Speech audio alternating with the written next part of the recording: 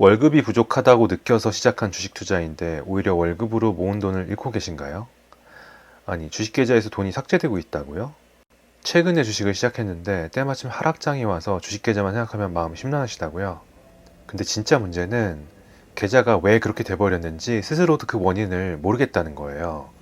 그리고 원인이 무엇인지 모르겠는 이 상황 자체 때문에 더 혼란스러우실 것 같은데요.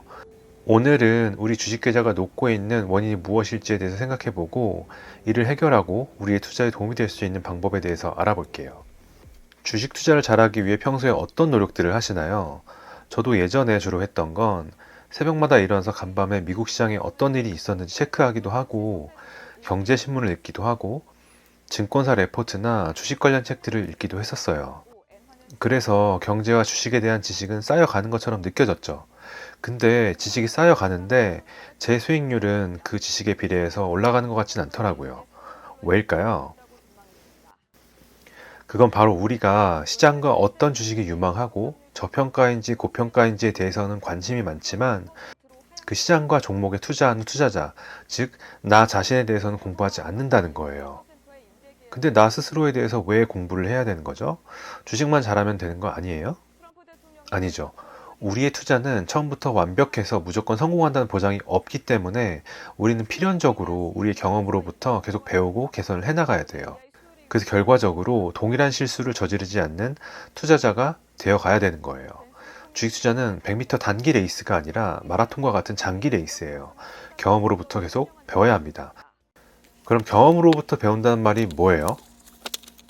우리가 투자했던 거래 내역에 대해서 복기를 해보고 그 과정에서 잘한 일, 잘못한 일을 거르고 잘못한 일에 대해서는 왜 그런 실수를 하게 되었는지 곱씹어서 개선점을 찾아내는 거죠. 다음 투자에서는 동일한 실수를 하지 않도록 하기 위해서요. 그럼 복기를 하기 위한 과정은 뭐예요? 바로 우리가 거래한 내역에 대해서 적어보고 그 내역에 대해서 제3자 입장이 되어서 다시 읽어보면서 우리의 당시 투자 행동을 판단해 보는 거죠. 이렇게 말하면 약간 추상적으로 들리는데 이런 경우일 것 같아요. 친구들이 종종 고민 상담을 해달라고 하잖아요. 그 상황에 포함되지 않은 제3자 입장에서 객관적인 상황을 보고 싶으니까 상담을 해달라는 거죠. 상대방은 그 상황에 포함되어 있지 않기 때문에 진짜 객관적인 의견을 줄 수 있는 거예요. 근데 이게 되게 신기한 게 같은 상황이더라도 내가 그 상황 속의 주인공이 된다면 동일한 판단과 조언을 하지 못할 수도 있어요. 왜냐하면 나 역시 상황 속에서 실제 주인공이 된다면 내가 처한 상황에서 느끼게 되는 감정이나 심리 상태가 나의 사고 과정에 개입하게 되기 때문인데요. 그렇기 때문에 객관적으로 상황을 보기 힘든 거죠.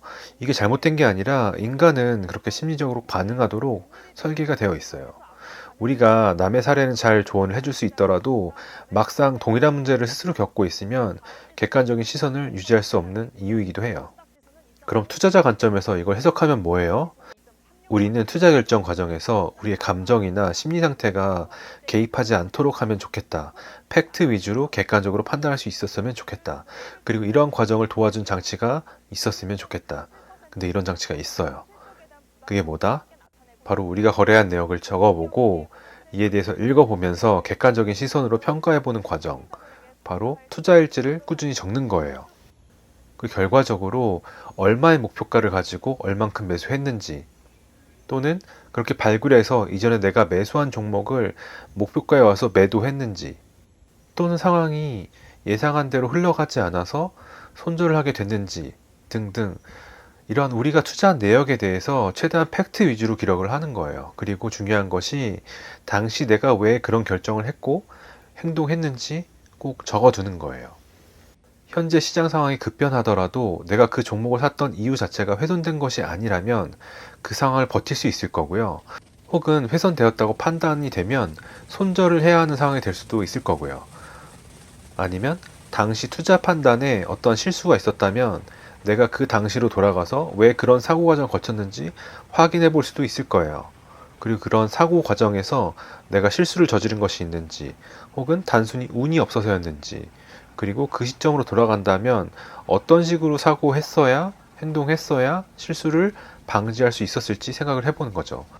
이런 식으로 우리 경험으로부터 계속 배워가야 하는 거예요. 이렇게 하면 결과적으로 우리의 감정과 심리 상태에 휘둘리는 뇌동 매매를 방지할 수 있어요. 그러면서 우리의 투자 결정을 계속 레벨업 해 나갈 수 있는 거죠. 근데 매매일지 쓰면 좋은 거 알겠는데 매매일지를 구체적으로 어떻게 써야 해요? 매매일지도 잘 적어야 시간 낭비 안 하고 스스로 도움이 될 수 있는 거잖아요. 매매일지 양식을 만들어 보려고 하고 있어요. 완성되면 구독자분들께 무료로 나눠드릴 예정이니까 관심 있으신 분은 밑에 고정 댓글 링크 클릭해 주세요. 오늘 이야기한 거 간단히 정리해 볼게요. 우리가 주식에 대해서 공부할 때 시장과 산업, 주식 종목에 대해서만 집중해서 공부를 하고 그 투자 의사 결정 과정의 주체인 투자자, 즉 나에 대해서는 공부하지 않는다. 때문에 우리는 자신이 투자할 때 어떠한 행동을 하는지 객관적으로 이해하지 못하는 것 같다. 투자 의사 결정 과정에 실수를 저지르게 되는 경우에도 내가 실수를 저질렀다는 사실 자체를 알 수 없으니까 향후 동일한 상황을 마주치더라도 동일한 실수를 반복할 수밖에 없다. 그런데 우리는 투자 일지를 쓰면 이런 문제를 방지할 수 있고 우리의 투자 경험으로부터 계속 배워나갈 수 있다. 지피지기면 백전물태. 적을 아는 만큼 나를 아는 노력도 해야 계속해서 지지 않는 게임을 할 수 있어요. 영상 시청해주셔서 감사합니다. 도움이 됐으면 좋겠습니다. 1대1 코칭, 컨설팅 하지 않습니다. 모든 영상은 무료로 제공되고요. 다만 제 채널이 작아서 다시 찾기 쉽지 않을 거예요. 오늘 영상이 마음에 드셨고 다른 영상도 보고 싶다면 구독 부탁드립니다. 구독, 좋아요 부탁드릴게요. 그럼 오늘 영상 봐주셔서 감사하고 저는 다음 영상으로 찾아오겠습니다. 그럼 오늘도 태평한 하루 되세요. 감사합니다.